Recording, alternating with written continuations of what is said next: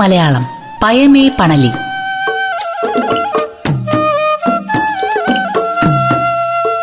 പയമേ പണലി നിങ്ങൾക്കായി അവതരിപ്പിക്കുന്നത് കേരള സംസ്ഥാന പട്ടികവർഗ വികസന വകുപ്പ്. വളരുന്ന കേരളം, ഉയരുന്ന സമൂഹം. കൂടെയുണ്ട് പട്ടികവർഗ വികസന വകുപ്പ്. റേഡിയോ മലയാളം പയമേ പണലിയിൽ മലവീട്ടുവ ഗോത്ര സമുദായത്തിലെ ആചാരങ്ങളും വിശേഷങ്ങളുമായി രാജി രാഘവൻ. റേഡിയോ മലയാളത്തിന്റെ എല്ലാ ശ്രോതാക്കൾക്കും നമസ്കാരം. ഇന്ന് പയമേ പണലിയിൽ നിങ്ങളോടൊപ്പം ഞാൻ രാജി രാഘവൻ. കാസർഗോഡ് ജില്ലയിലെ വെസ്റ്റളരി പഞ്ചായത്ത് കടുമേനി കടയ്ക്കര എന്ന ഗോത്ര ഗ്രാമത്തിലാണ് ഞാൻ ജനിച്ചതും വളർന്നതും. വീട്ടിൽ അച്ഛൻ, അമ്മ, 2 അനുജന്മാർ, ഒരനുജന്റെ ഭാര്യ, അവരുടെ കുഞ്ഞ് അടങ്ങുന്നതാണ് എൻ്റെ കുടുംബം.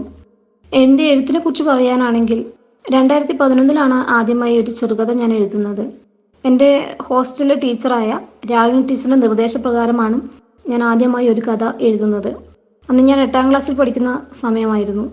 പെട്ടെന്നൊരു ദിവസം ടീച്ചർ വന്നു, എന്നോട് പറഞ്ഞു ഒരു കഥ എഴുതണം. ഞങ്ങൾ ഒരുപാട് കുട്ടികളുണ്ടായിരുന്നു. എല്ലാവരോടും ടീച്ചർ കവിത എഴുതാൻ പറഞ്ഞപ്പോൾ എന്നോട് വന്നിട്ട് കഥ എഴുതണമെന്ന് പറഞ്ഞു. നന്നായി വായിക്കുമെങ്കിലും ഞാൻ അതുവരെ ഒരു കഥയോ കവിതയോ എഴുതിയിട്ടുണ്ടായിരുന്നില്ല. പക്ഷെ അന്ന് ടീച്ചർ തന്ന സമയത്തിനുള്ളിൽ ഞാനൊരു ചെറുകഥ എഴുതി കൊടുത്തു. അതിൽ പിന്നെ നോട്ട് ബുക്കുകളിൽ ഞാൻ ഒരുപാട് കഥകളും കവിതകളും എഴുതി കുറിച്ചു വെച്ചു. പക്ഷെ ഒന്നും വെളിച്ചം കണ്ടില്ല, അല്ലെങ്കിൽ ആരും അറിഞ്ഞില്ല. 2018 മെയ് മാസത്തിൽ ചിരിതേയ് എന്ന ചെറുകഥ എഴുതി ഓൺലൈൻ സാഹിത്യത്തിലേക്കാണ് ഞാൻ ആദ്യമായി ചുവട് വെച്ചത്. നല്ലെഴുത്ത് എന്ന ഫേസ്ബുക്ക് ഗ്രൂപ്പിൽ ചിരിതേയ് എന്ന കഥ ആദ്യമായി എഴുതി പോസ്റ്റ് ചെയ്തപ്പോൾ ഒരുപാട് നല്ല പ്രതികരണങ്ങൾ എനിക്ക് ലഭിച്ചു. ചിരിതേയ് എന്ന കഥയെപ്പറ്റി പറയുകയാണെങ്കിൽ, എൻ്റെ നാട്ടിൽ പഴയ കാലത്ത് പ്രസവത്തിൻ്റെ ആവശ്യങ്ങൾക്കായി വന്നിരുന്ന പ്രായമായ, അതായത് ഒരുപാട് വയസ്സായ മുത്തശ്ശിമാരെ കുറിച്ചാണ് ഞാൻ ആ കഥയിൽ പറഞ്ഞിരിക്കുന്നത്. കാരണം വയറ്റാട്ടികളെന്നൊക്കെ നമ്മൾ സാധാരണ അവരെ വിളിക്കാറുണ്ട്. അപ്പം അങ്ങനെ ഒരാളാണ് ചിരിതേയ് എന്ന അമ്മ. അപ്പം അതൊരു സാങ്കല്പിക കഥാപാത്രമാണെങ്കിൽ പോലും എൻ്റെ നാട്ടിൽ ഞാൻ മുൻപ് അങ്ങനെയുള്ള അമ്മമാരെ കണ്ടിട്ടുണ്ട്, മുത്തശ്ശിമാരെ. അപ്പം ആ ഒരു ചിന്തയിലൂടെയാണ് ഞാൻ ആ ചിരിതേയ് എന്ന ചെറുകഥ എഴുതിയത്. അതായത് ആധുനിക കാലത്ത് നമ്മളൊക്കെ എന്ത് അസുഖം വന്നാലും, അല്ലെങ്കിൽ പ്രസവത്തിനാണെങ്കിലും നമ്മൾ ആശ്രയിക്കുന്ന ആശുപത്രികളെയും വലിയ വലിയ ഹോസ്പിറ്റലുകളും അങ്ങനെയുള്ള കാര്യങ്ങളൊക്കെയാണ്. നാട്ടുവൈദ്യമോ വംശീയ വൈദ്യമോ ഒന്നും ആരും ഇപ്പോൾ നോക്കുന്നില്ല. പണ്ട് കാലത്ത് പ്രസവം എടുത്തിരുന്ന വയറ്റാട്ടികളാണ് ഞാൻ ഈ കഥയിൽ കാണിച്ചിരിക്കുന്നത്. ചിരിതേയ് എന്നൊരു വ്യക്തിയുടെ ഒരു ദിവസം എങ്ങനെ പോകുന്നു, ഒരു ദിവസം അവരെവിടെയൊക്കെ ഓടിയെത്തുന്നു, അവർക്ക് എന്താണ് അന്ന് പ്രസവ ശുശ്രൂഷ ചെയ്തതിന് ശേഷം കിട്ടുന്ന വരുമാനം, അങ്ങനെ എല്ലാ കാര്യങ്ങളും വിശദീകരിച്ച് എഴുതിയിട്ടുണ്ട് ചിരിതേയ് എന്ന ചെറുകഥയിൽ.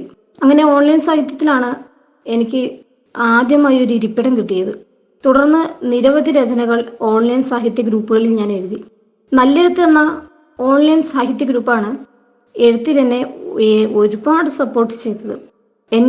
എന്നെ ഒരു എഴുത്തുകാരി എന്ന നിലയിൽ ഇങ്ങനെ ഒരു ലെവലിൽ എത്തിച്ചതിൽ നല്ലെഴുത്ത് വഹിക്കുന്ന പങ്ക് ചെറുതൊന്നല്ല.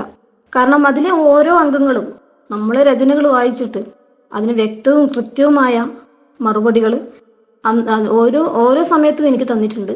കാരണം എൻ്റെ രചനകൾക്ക് എന്തെങ്കിലും തെറ്റുകൾ ഉണ്ടെങ്കിൽ അത് തിരുത്താനും വിമർശിക്കാനും എല്ലാത്തിനും നല്ല സപ്പോർട്ട് ചെയ്യും. വീണ്ടും വീണ്ടും എഴുതാൻ പ്രേരിപ്പിക്കുന്ന തരത്തിലുള്ള സംസാരവും, അപ്പം മെസ്സേജ് അയച്ച് നല്ല രചനകൾ വായിച്ചു കഴിഞ്ഞതിന് ശേഷം മെസ്സേജ് അയച്ച് ഓരോ വരികൾ എഴുതാം എന്നെ കൂടുതൽ സപ്പോർട്ട് ചെയ്ത ആൾക്കാരാണ് അവിടെ ഉള്ളത്. അതുകൊണ്ട് തന്നെ എൻ്റെ എഴുത്തിൻ്റെ ആദ്യകാല സപ്പോർട്ടും, അല്ലെങ്കിൽ എന്നെ അത്രമേൽ ആകർഷിച്ച എഴുത്തുകാരും, അല്ലെങ്കിൽ എനിക്ക് ഒരു പുസ്തകം വാങ്ങി വായിക്കാൻ നിവൃത്തിയില്ലാത്ത ഒരാളായിരുന്നിട്ട് കൂടി നല്ലെഴുത്തിൽ വരുന്ന പല രചനകളും ഞാൻ വായിച്ചു. അങ്ങനെയാണ് എഴുത്തിൽ ഞാൻ കൂടുതൽ അറിയുന്നത്. അതുതന്നെ എൻ്റെ എഴുത്തിനെ ഒരുപാട് സ്വാധീനിച്ചിട്ടുണ്ട്. അതുകൊണ്ട് തന്നെ എൻ്റെ എഴുത്തിനെ കുറിച്ച് പറയുകയാണെങ്കിൽ എനിക്ക് നല്ലെഴുത്തിനെ ഒരിക്കലും മറക്കാൻ കഴിയില്ല. അതിലെ ഓരോ അംഗങ്ങളും, ഒരുപാട് ഏട്ടന്മാരും ഏച്ചിമാരും, അവരെന്നെ വളരെ സപ്പോർട്ട് ചെയ്തിട്ടുണ്ട്. ഒരു കുഞ്ഞനിയത്തിയായി അവരെന്നെ കരുതലോടെ നോക്കിയിട്ടുണ്ട്. ഒരു പക്ഷെ എനിക്ക് എൻ്റെ നാട്ടിൽ നിന്ന് പോലും അത്രയും സപ്പോർട്ട് എനിക്ക് ആദ്യകാലത്ത് കിട്ടിയിട്ടുണ്ടായിരുന്നില്ല. എൻ്റെ നാട്ടിൽ പോലും എനിക്ക് അങ്ങനെ ആരും എന്നോട് പെട്ടെന്ന് വന്നിങ്ങനെ ഒരു നല്ലൊരു അഭിപ്രായം പറയുകയോ ഒന്നും ചെയ്തിട്ടില്ല. പക്ഷെ നല്ലെഴുത്തിലെ ഓരോ വ്യക്തികളും എൻ്റെ രചനകൾ കൃത്യമായി വായിക്കുകയും അതിന് കൃത്യമായി മറുപടികൾ തരുകയും ചെയ്തു. അതുകൊണ്ട് തന്നെ എൻ്റെ എഴുത്തിൻ്റെ കാര്യം സംസാരിക്കുമ്പോൾ എനിക്ക് ഒരിക്കലും നല്ലെഴുത്തിനെ മാറ്റി നിർത്താനാവില്ല. നല്ലെഴുത്തിലെ സ്റ്റോറി ടെല്ലിംഗ് കപ്പിളാണ് ആദ്യമായി എൻ്റെ ഒരു രചന യൂട്യൂബിൽ ഓഡിയോ ചെയ്ത് റിലീസ് ചെയ്തത്. തുരുമ്പിച്ച സൈക്കിൾ എന്നാണ് ആ കഥയുടെ പേര്. അത് ഏറെക്കുറെ എൻ്റെ ജീവിതവുമായി സാമ്യമുണ്ട്. കാരണം എൻ്റെ ചെറിയ അനിയന് ഒരു സൈക്കിൾ വേണമെന്നുള്ള അതിയായ ആഗ്രഹവും, ഒരു പഴയ സൈക്കിൾ എടുത്ത് അവൻ ഓടിച്ച്, ആരുടെയോ ഒരു പഴയ സൈക്കിൾ എടുത്ത് അവൻ ഓടിക്കുകയും അതിൻ്റെ തീവ്രമായി ആഗ്രഹിച്ച് ഒരു സൈക്കിൾ വേണം എന്നുള്ള രീതിയിൽ അവൻ ആ പഴയ സൈക്കിൾ ഓടിക്കുകയും ചെയ്തപ്പോൾ അത് കണ്ട ആ നിമിഷം എനിക്ക് തോന്നിയ ഒരു കാര്യമാണ്, അല്ലെങ്കിൽ എനിക്ക് തോന്നിയ എൻ്റെ മനസ്സിൽ ഉരുത്തിരിഞ്ഞു വന്ന ഒരു കഥയാണ് തുരുമ്പിച്ച സൈക്കിൾ. തുരുമ്പിച്ച സൈക്കിൾ എന്ന കഥയാണ് എൻ്റെ നാട്ടിൽ എന്നെ നല്ലൊരു എഴുത്തുകാരി അംഗീകരിക്കാൻ കാരണം. ആ ഓഡിയോ കേട്ടതിന് ശേഷം നാട്ടിൽ നിന്നും മറ്റുള്ള ഇടങ്ങളിൽ നിന്നും എനിക്ക് ഒരുപാട് പേരുടെ നല്ല വാക്കുകൾ കേൾക്കാൻ പറ്റി. കാരണം ഇങ്ങനെ ഒരു ഗോത്രഗ്രാമത്തിൽ ജനിച്ച ഒരു കുട്ടി ഇങ്ങനെയൊക്കെ എഴുതാൻ പറ്റുമോ എന്നുള്ള ആ ഒരു ചിന്താഗതി വെച്ച് സംസാരിച്ചവരും ഉണ്ട്. ഞാൻ മലവേട്ടു ഗോത്രത്തിൽ ജനിച്ച ഒരാളാണ്. കാടിനോടും കാട്ടുമൃഗങ്ങളോടും കാട്ടുപഴങ്ങളോടും കൃഷിയോടും മണ്ണിനോടും ഒക്കെ അത്രയ്ക്കും നീതി പുലർത്തിയിരുന്ന ഒരു സമൂഹമായിരുന്നു എൻ്റേത്. അതുകൊണ്ട് തന്നെ അക്ഷരാഭ്യാസം ഏറ്റവും കുറവാണെന്നും എന്നൊക്കെ ഉള്ള പൊതുധാരണയും ഞങ്ങളെപ്പോലുള്ളവരെ കാണുമ്പോൾ ചില ആൾക്കാർക്കും ഉണ്ട്. അത് പലപ്പോഴും അനുഭവിച്ചിട്ടുമുണ്ട്. കാരണം വിദ്യാഭ്യാസം കുറവായിരിക്കും, അവർ മണ്ണിൽ പണിയെടുക്കുന്നവരാണ്. മണ്ണിൽ പണിയെടുക്കുന്ന എൻ്റെ സമൂഹത്തിൽ തന്നെ കലാപരമായിട്ടും പല കഴിവുകളുള്ള ആൾക്കാരുണ്ട്. പാടാനും ആടാനും അതുപോലെ പച്ചമരുന്നും അങ്ങനെ എന്ന് വേണ്ട മംഗലം കളി, അങ്ങനെ ഒരുപാട് കലകളും എല്ലാം കൈകാര്യം ചെയ്യുന്ന നല്ലൊരു ഗോത്ര സമൂഹമാണ് എൻ്റേത്. അതിൽ ഞാൻ അഭിമാനിക്കുന്നു. ഓൺലൈൻ സാഹിത്യ ഗ്രൂപ്പിലൂടെയാണ് ഞാൻ ആദ്യമായി ഈ രംഗത്തേക്ക് കടന്നു വന്നത്. അതുകൊണ്ട് തന്നെ പല ഗ്രൂപ്പുകളിലും ഞാൻ എഴുതിയിട്ടുണ്ട്. നല്ലെഴുത്തിന് എനിക്ക് അതിൽ ഒരിക്കലും മറക്കാൻ പറ്റില്ല എന്ന് ഞാൻ പറയാൻ കാരണം, ഞാനൊരു ഗോത്രാംഗമാണെന്ന് അവരൊരിക്കലും എനിക്ക് തോന്നിപ്പിച്ചിട്ടുണ്ടായിരുന്നില്ല. ഒരുപക്ഷെ ഗോത്രാംഗങ്ങളെ കാണുമ്പോൾ പൊതുസമൂഹത്തിൽ വളരെയേറെ പുച്ഛത്തോടെ കാണുന്ന ഒരു സമുദായമാണ് എൻ്റേത്. അത് ഞാൻ പലയിടങ്ങളിൽ നിന്നും മനസ്സിലാക്കിയിട്ടുണ്ട്. അതായത് വിവരമില്ല, വിദ്യാഭ്യാസമില്ല, ആർക്കും പറ്റിക്കാം എന്നുള്ള ആ ഒരു ചിന്താഗതി വെച്ച് പുലർത്തുന്നവരുമുണ്ട്. അക്കൂട്ടത്തിൽ നിന്നും വായനയുടെ ലോകത്തേക്കും എഴുത്തിൻ്റെ ലോകത്തേക്കും ഒരാൾ കടന്നു വന്നപ്പോൾ ആ ഒരാൾ നേരിടേണ്ടി വന്ന പല കാര്യങ്ങളും ഉണ്ട്. കാരണം ആദ്യമേ എഴുത്തിനെ തന്നെ വിമർശിച്ചവരാണ് കൂടുതലും. പക്ഷെ ഞാൻ തളർന്നില്ല. കാരണം ഒട്ടനവധി ഫേസ്ബുക്ക് ഗ്രൂപ്പുകൾ എൻ്റെ കൂടെ ഉണ്ടായിരുന്നു. അതിലൊക്കെ ഓരോരുത്തർ വായിച്ചിട്ട് അഭിപ്രായം പറയാനും ഉണ്ടായിരുന്നു. അതുകൊണ്ട് തന്നെ എഴുത്തിൻ്റെ വഴികളിൽ എനിക്ക് ഒരിക്കലും അടഞ്ഞിട്ടില്ല. മലയാള ഭാഷയിൽ ഞാൻ ഒരുപാട് കഥകളും കവിതകളും എഴുതി. പക്ഷേ അപ്പോഴും ഞാൻ എൻ്റെ ഗോത്രഭാഷയെ അറിഞ്ഞിരുന്നില്ല. അല്ലെങ്കിൽ ഗോത്രഭാഷ ഇങ്ങനെ ഒരു സാഹിത്യം സൃഷ്ടിക്കും എന്ന് എനിക്കറിയില്ലായിരുന്നു. അങ്ങനെ ഒരു ഗോത്രഭാഷയിൽ ഇങ്ങനെ ഒരു രചനകൾ എഴുതാം എന്നെനിക്ക് ആദ്യമായി പറഞ്ഞു തന്നത് പ്രകാശ് ചന്തളവും ലിജിന കടുമേനിയുമാണ്. അവരോട് രണ്ടുപേരോടും എൻ്റെ നന്ദി ഞാൻ അറിയിക്കുന്നു. കാരണം ഞാൻ എഴുതും കുറേശ്ശെയായിട്ട് ഫേസ്ബുക്കിലുള്ള എൻ്റെ എഴുത്തുകളൊക്കെ വായിച്ച് ലിജിന കടുമേനിയും അതുപോലെ തന്നെ പ്രകാശ് ചന്തളവും എന്നോട് പറഞ്ഞു, നീ നമ്മുടെ ഗോത്രഭാഷയിൽ രചനകൾ എഴുതുമെന്ന്. അപ്പോഴും എനിക്ക് ഒരു ആത്മവിശ്വാസം ഉണ്ടായിരുന്നില്ല. കാരണം ഗോത്രഭാഷയിൽ എങ്ങനെ എഴുതും? കാരണം എൻ്റെ ഗോത്രഭാഷയിൽ ഒരുപാട് വാക്കുകൾ, പഴയ മുത്തശ്ശിമാരൊക്കെ പറയുന്ന ഒരുപാട് വാക്കുകളുടെ അർത്ഥം എനിക്ക് അറിയില്ലായിരുന്നു. അപ്പോഴവരെന്നോട് നിർബന്ധിച്ചുകൊണ്ടേയിരുന്നു, നീ മലയാളത്തിൽ മാത്രം എഴുതിയാൽ പോരാ, നമ്മുടെ പെറ്റമ്മ നമ്മുടെ ഭാഷയാണ്. അങ്ങനെ ആദ്യമായി ഞാൻ ഗോത്രഭാഷയിലേക്ക് ഒരു രചന എഴുതി. എൻ്റെ സമൂഹത്തിൻ്റെ ഏറ്റവും വലിയ പോരായ്മയെ ഞാൻ കാണുന്നത് രാഷ്ട്രീയ അടിമത്വമാണ്. അതുകൊണ്ട് തന്നെ എൻ്റെ ആദ്യ ഗോത്ര കവിത മുടിയന്തരാക്കണേര് എന്ന കവിതയാണ്. അതിൽ പറഞ്ഞിട്ടുള്ള കാര്യം, രാഷ്ട്രീയമായി പല ചേരിതിരിവുകളും ഗോത്ര സമൂഹത്തിന് വന്നു. പഠിപ്പും വീട്ടുപണിയും എല്ലാം കളഞ്ഞ് കൊടി പിടിച്ചിറങ്ങിയ ഗോത്ര സമൂഹത്തെ വിമർശിക്കുന്ന രീതിയിലാണ് ഞാൻ ആ രചന എഴുതിയിട്ടുള്ളത്. എനിക്ക് എൻ്റെ കാഴ്ചപ്പാടിൽ എനിക്ക് ഏറ്റവും കൂടുതൽ ഗോത്ര സമൂഹത്തിൻ്റെ പോരായ്മയായി തോന്നിയ ഒരു കാര്യമാണ് രാഷ്ട്രീയമായി പല തരത്തിലേക്ക് ചേരിതിരിഞ്ഞു പോയത്. ഒറ്റക്കെട്ടായി നിൽക്കാൻ എന്തുകൊണ്ടോ രാഷ്ട്രീയം എന്നുള്ള ഒറ്റ വാക്ക് കാരണം ആവുന്നില്ല എന്നുള്ളത്. അതുകൊണ്ട് തന്നെ എൻ്റെ പെറ്റമ്മ ഭാഷയിൽ ഞാൻ എഴുതിയ ആദ്യ കവിത രാഷ്ട്രീയം കലർന്ന ഗോത്ര സമൂഹത്തിൻ്റെ നേർക്കുള്ളൊരു ചൂണ്ടുവിരലായിരുന്നു. നിങ്ങൾ കേട്ടുകൊണ്ടിരിക്കുന്നത് റേഡിയോ മലയാളം. എവിടെയെല്ലാം മലയാളി, അവിടെയെല്ലാം മലയാളം.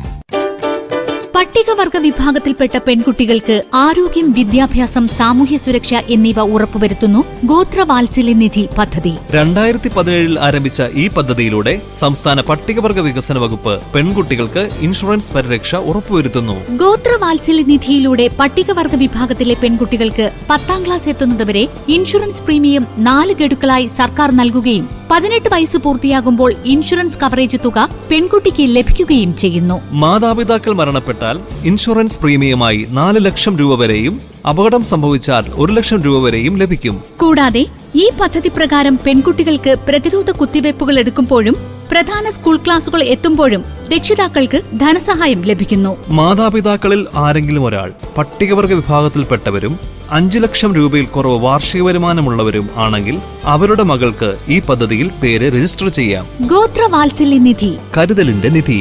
വളരുന്ന കേരളം, ഉയരുന്ന സമൂഹം. കൂടെയുണ്ട് പട്ടികവർഗ വികസന വകുപ്പ്. ആഹാ ചേച്ചി, സാരി കൊള്ളാലോ. സാരിയിലും അക്ഷരങ്ങളോ? മലയാളം അക്ഷരങ്ങൾ എഴുതിയ സാരി എവിടുന്ന് കിട്ടി? എനിക്കും വേണം.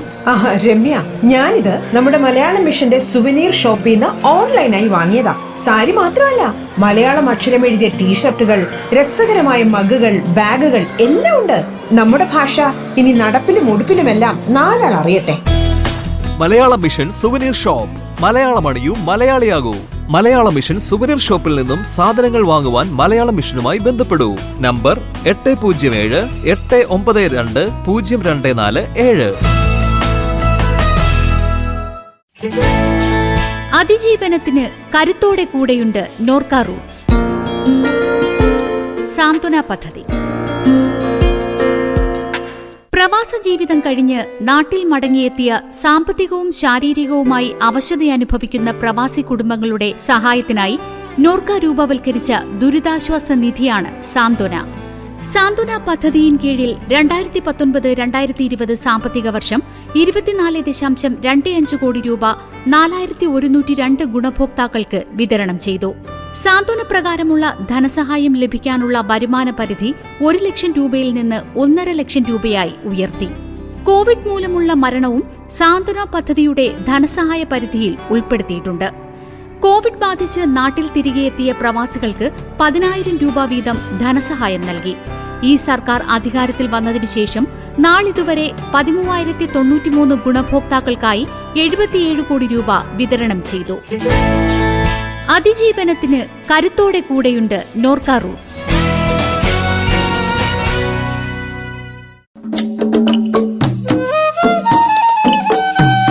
റേഡിയോ മലയാളം പയമേ പണലിയിൽ മലവീട്ടുവ ഗോത്ര സമുദായത്തിലെ ആചാരങ്ങളും വിശേഷങ്ങളുമായി രാജി രാഘവൻ. മലവേട്ടുവ ഗോത്രത്തിലെ അംഗമായതിൽ ഞാൻ അഭിമാനിക്കുന്നുണ്ട്. വ്യത്യസ്തമായ ജീവിത രീതിയും ഭാഷയും ആചാരാനുഷ്ഠാനങ്ങളും ഞങ്ങൾക്കുണ്ട്. ഒരു ഗോത്രാംഗമായതിൽ ഞാൻ അഭിമാനിക്കുന്നുണ്ട്. തനത് ഭക്ഷണവും ഭാഷയും കലയും ഒക്കെ കൊണ്ട് വ്യത്യസ്തമാണ് എൻ്റെ സമൂഹം. അതുകൊണ്ട് തന്നെ എൻ്റെ ഗോത്രത്തെ ഞാൻ അത്രമേൽ സ്നേഹിക്കുന്നു. എൻ്റെ ഗോത്രത്തിൽ, എൻ്റെ ഗോത്രഭാഷയിൽ ആചാരാനുഷ്ഠാനങ്ങൾ അങ്ങനെ എല്ലാം വ്യത്യസ്തമാണ്. ഒരുപക്ഷെ മൺമറഞ്ഞു പോയ ഒരുപാട് പൂർവികർ പാലിച്ചു പോരുന്ന ആചാരങ്ങൾ ഇന്നും കാത്തു സൂക്ഷിക്കുന്ന ഒരുപാട് ആൾക്കാർ ഇന്നും എൻ്റെ സമൂഹത്തിലുണ്ട്. കാരണവന്മാർ പറഞ്ഞു കൊടുത്ത അല്ലെങ്കിൽ അവരെ കൂടെ നിന്ന് കണ്ടു വളർന്ന പല ആചാരങ്ങളും ഇന്നും നിലനിർത്തിക്കൊണ്ടുപോകാൻ ശ്രമിക്കുന്ന ഒത്തിരി പേരുണ്ട്. മംഗലം കളിയും തടുപ്പ് ജ്യോതിഷവും വംശീയ വൈദ്യവും കൊണ്ട് അങ്ങനെ ഒരുപാട് കാര്യങ്ങൾ എൻ്റെ ഗോത്രത്തിലുണ്ട്. മുൻപുള്ള പൂർവികർ വേട്ടയാടിയും പുനത്തിൽ കൃഷി ചെയ്തുമാണ് ജീവിച്ചിരുന്നതെന്ന് അച്ഛനമ്മമാരും വല്യച്ഛന്മാരും ഒക്കെ പറഞ്ഞ് കേട്ടിട്ടുണ്ട്. കൂടുതലൊന്നും ഞാൻ ആരോടും അന്വേഷിക്കാനോ അറിയാനോ പോയിരുന്നില്ല.